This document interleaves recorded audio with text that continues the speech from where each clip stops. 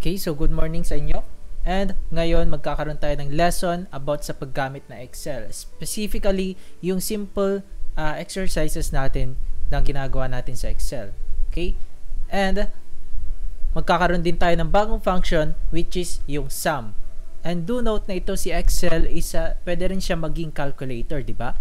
Mapapansin niyo naman sa mga iba't ibang companies gumagamit sila ng Excel as their spreadsheet software, di ba? So, kung mapapansin nyo, may mga cells tayo dito and alam nyo naman na kung ano ibig sabihin nito. Cell B1, ayan. Cell B1, cell C2, cell D3, cell C3, which is ito yon. Ganyan. So, just like yung sa chess, di ba? May mga coordinates tayo dito. May mga cells din tayo dito. Okay, so first things first. We are going to use the sum function. Diba? Nagkaroon na tayo ng mga previous lessons all about sa functions ng Excel, such as yung text, yung find, yung mid, yung left, right, lower, upper, ganyan, diba? Yung value. But this time, I'm going to introduce you the sum function. Okay? Which is, ito si sum adds all the numbers in a range of cells. So, may mga numbers tayo. So, for example, di ba may mga numbers tayo dito. Lagyan natin kay cell E5, numbers. Pwede tayo mag-type dito, numbers. Sabihin natin column 1 na lang. Okay? And, ito, pwede natin isentro si column 1, di ba? Ganyan. Click lang natin to, tapos click, just like yung sa Microsoft Word, almost the same dito and same lang din sa pag-center natin ng mga text, 'di ba?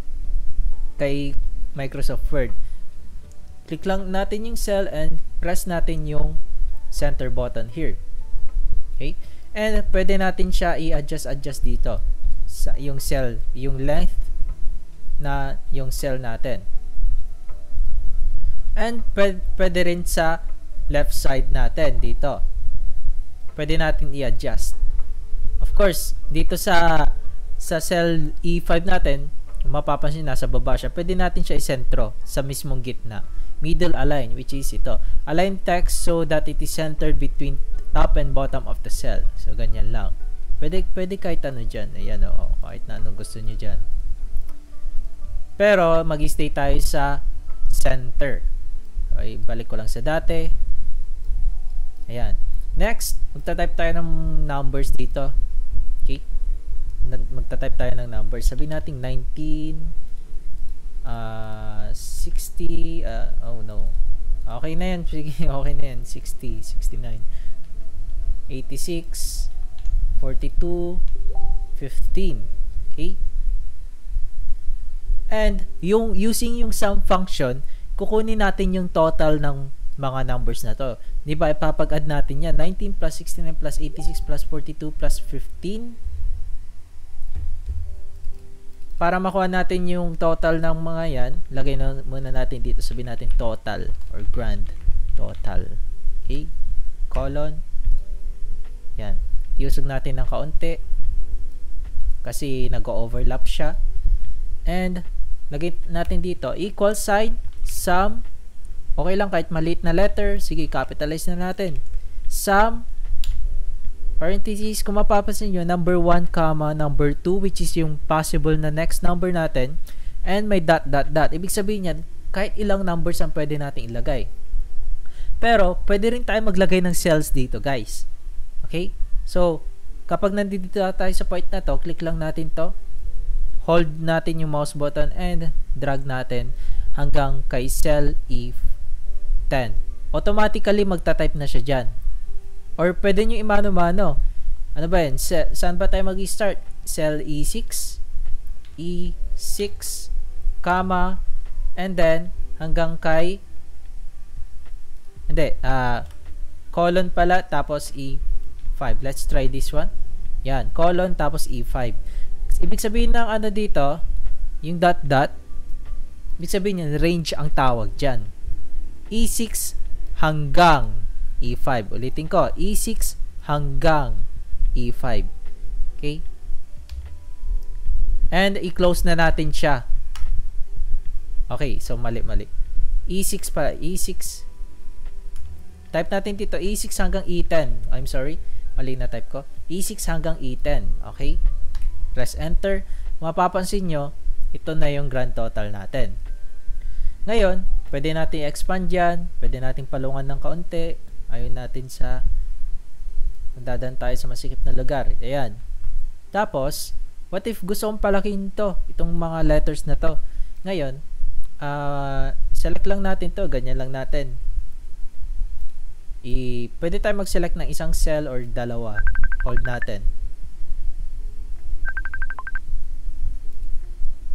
Tapos, next naman, kapag na-select na natin, pupunta tayo dito sa taas na part. And then, kung mapapansin, may font size tayo dito, yung size ng letters. And then, yung increase font size and decrease font size. Pindutin lang natin yung increase font size or pwede tayo magmano-manong maglagay ng font size natin dito. So, pipiliin ko na lang to. Pindutin ko lang paulit-ulit. Ganyan. Pwede nating palitin. Ganyan. Okay? Mapapansin si grand total kapag ganyan. Huwag kayong magpanik kapag ganyan. Isog lang natin ng konti dito. Yan. Okay? Next naman. What can we do?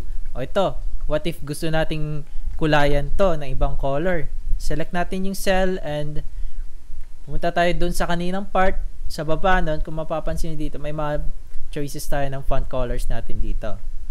Lagyan natin red para kitang-kita. Okay? So, what if gusto ko siya i-bold yung text natin? Gusto ko siya maging makapal. Okay? So, again, punta tayo dun sa may pagpipilian ng mga fonts. Kung mapapansin, pwede tayo mag-select ng bold, italic, or yung naka-underline. So, click natin yung bold. Ayan, mapapansin nyo, nag-iba na siya ng, parang mas naging makapal na siya. Mas makapal pa kaysa sa mukha nyo. Hindi, charot lang. Okay? So, dito sa sum function na to, sum function ng tawag dyan. For example, kapag iniba ko to, ginawa ko siyang 420, ganyan. Press enter ko, kung mapapansin nyo, automatically, yung Excel natin, automatically, kukumpitin niya na kaagad. Basta, within the range siya ng sum function natin. Yun ang kukumpitin niya. So, pwede nyo siyang i-update. Diba? Hindi lang yung jowa nyo i-update nyo. Pati rin ito, yung Excel natin. Pwede nyo i-update yung mga values natin sa mga cell. Okay? Hold on.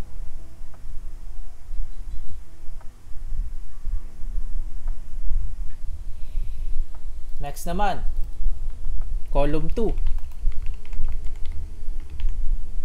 Lagyan natin dito. Yan. Just like this one, column 1, column 2. Center natin. Ayan. Tapos, lagay tayo ng mga iba't ibang numbers dito.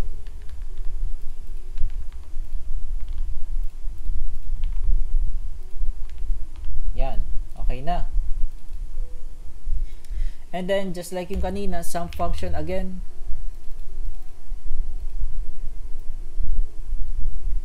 Yan. Sum function, kapag okay na, diba, magta-type tayo ng sum function dito. Equals sum. Yan. Tapos, kapag may cross na dito sa cursor nyo, ibig sabihin, pwede na tayo mag-select ng cells. Yan. Oh, yan. And then, pwede natin siya gawing ganito. Using format painter. So, select nyo yung cell na to and pupunta tayo dito sa top left corner ng screen natin. Click on format painter. Yan. Tapos, click natin yung cell na gusto nating ibahin ang format. Yan. Di ba? Column 3 ulit.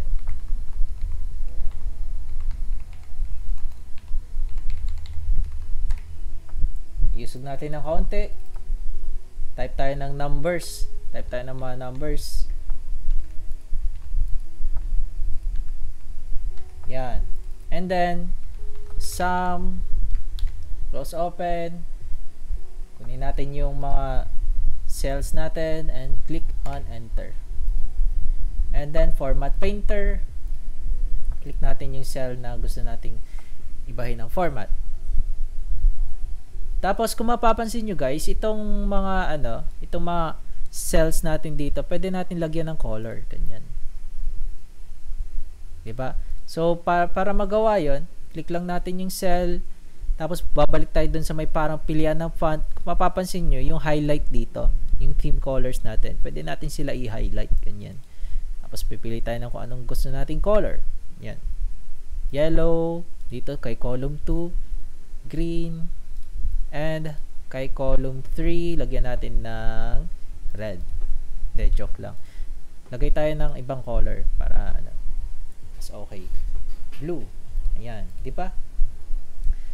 Next naman, yun, pwede rin dito sa mga columns natin, pwede natin lagyan ng numbers, ng colors rather. Yan. You can select some colors as well. Okay, so next naman, ang pwede natin gawin, okay,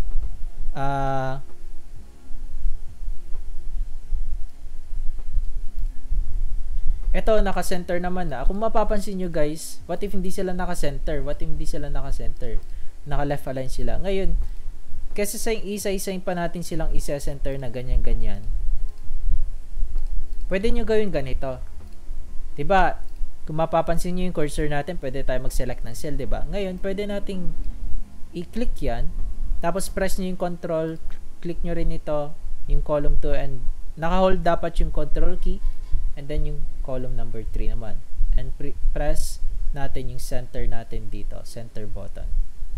Yan. Diba? Isa-isa na silang nag-center. Okay na? What can we do? Ayan guys, ito pwede natin gawing italic. Just like this one.